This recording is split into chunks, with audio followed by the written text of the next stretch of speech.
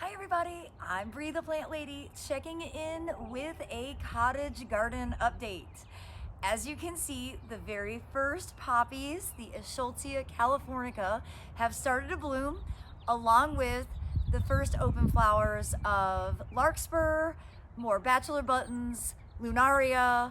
There's all kinds of stuff to show you earlier than ever. So let me turn this camera around so that you can get an up-close view. Well, as you can see here, these Schultzia started to open a few days ago. It was very exciting. And these are actually plants that I seeded, I think, way back in 2021. And these have actually been, like, they over summered and overwintered, which is why they're so much farther ahead than the California poppies that I seeded back in November, December, and January. So these are kind of perennialized clumps, and you can see they're just so charming. I really love these flowers.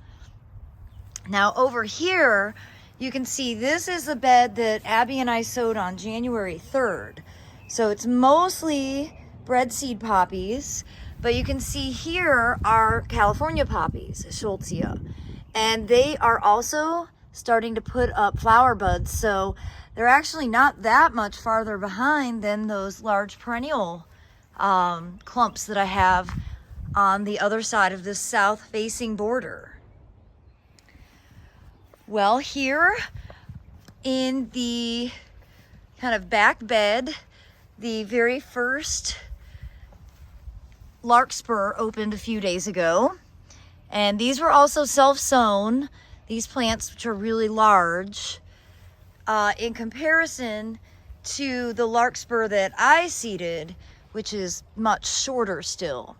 So again, the self-sown stuff is way ahead of schedule. And you can see, here's another larkspur about to open. That one's gonna be pink. And these poppies are really close. They are, again, they're at least a month ahead of usual.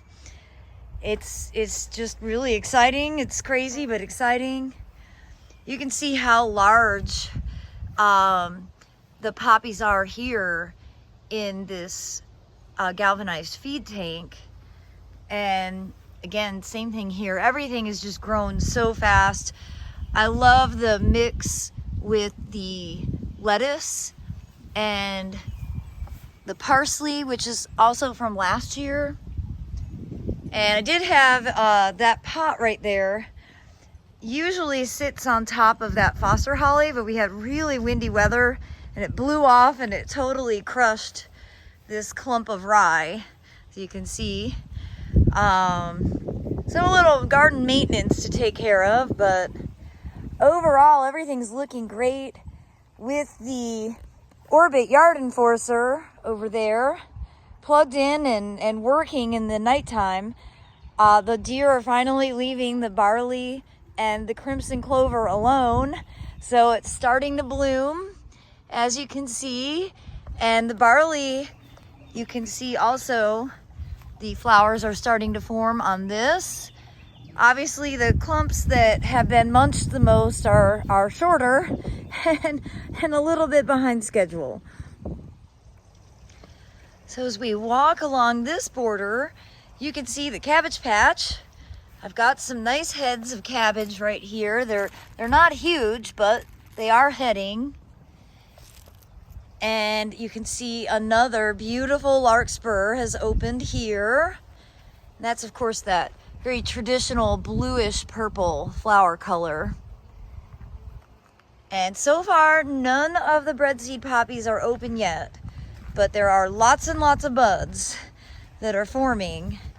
Let me show you. They're starting to elongate, so it really is just a matter of a few days before a flower bud like this will actually open and expose its beautiful petals.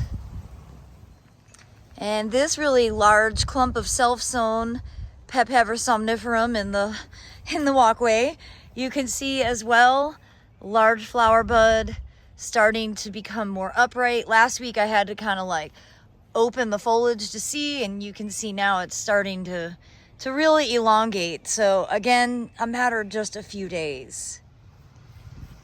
And all of the poppies over here, the ones that I sowed back in around the solstice in December, are looking good. They are on schedule for May open house. All these other self-sown ones, I think, will definitely be blooming sooner than that. And you can see the columbine has started to flower as well. And this is something that I've allowed to just sort of self-sow over the years. It can be a little aggressive, so you have to be careful with that. It is perennial. It really is amazing like how bulky everything has gotten. So you can see all this nigella, not quite open yet, but soon. And lots of larkspur starting to really get tall. So really within probably the next week or two, this border will likely start to color up. But I think this border will be good for the spring open garden because the poppies aren't nearly as far ahead. And that's because this didn't get sown until I think after the holiday freeze. So it's really good to have these borders all planted at various times, because I think that's going to be a really great way to have the cottage garden season extension. And to be honest, I've never really thought about staggering the planting times, because I've always just been in the habit of trying to get everything to bloom for the middle of May.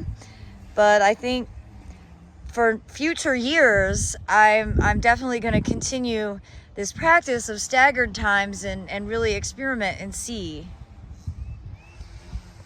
Now this side border, again, no color yet, but coming very soon. This was all sown during the seed sowing class that we hosted on November 12th. To give you an idea, we've got the Reese poppies here, which are also getting really close to blooming. You can see there's a flower bud.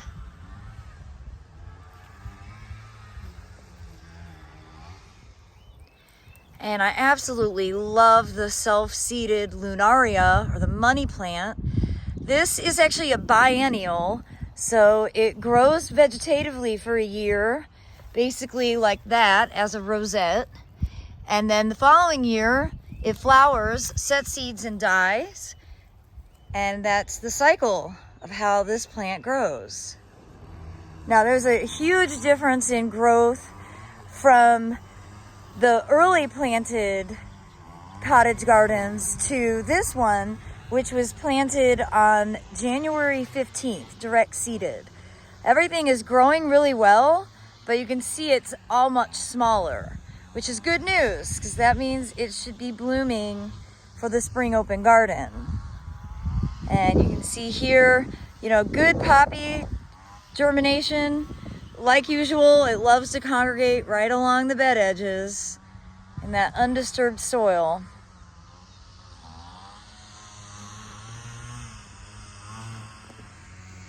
I'm super pleased with the germination rate of the buckwheat that I sowed about 2 weeks ago in this bed extension area.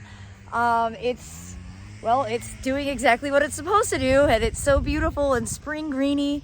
And honestly, that'll be in full bloom for the spring open garden, which is scheduled for Saturday, May 13th from noon to 4 p.m. As you can see, the rye wave is just beautiful and bountiful. I love looking out at this when the wind blows. It really kind of is the essence of cottage gardening. The incorporation of grains, I think, really provide an important texture.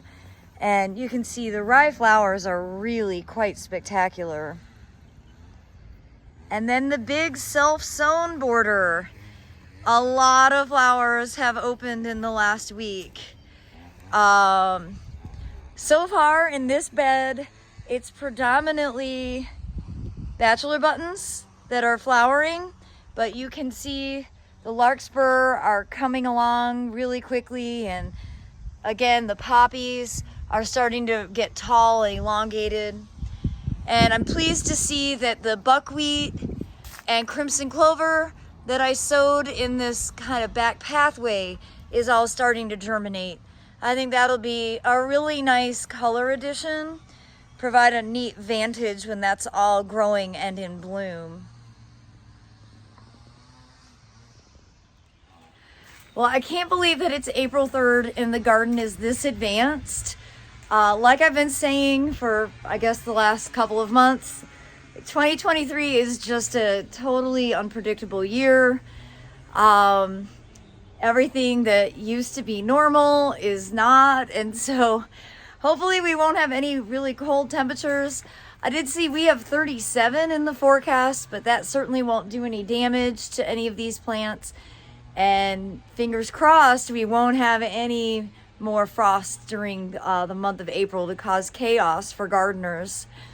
But I hope that you will be inspired by this, and I hope that your cottage gardens are growing just as well as mine. And I look forward to sharing more updates with you next week. Thanks so much for watching, everybody.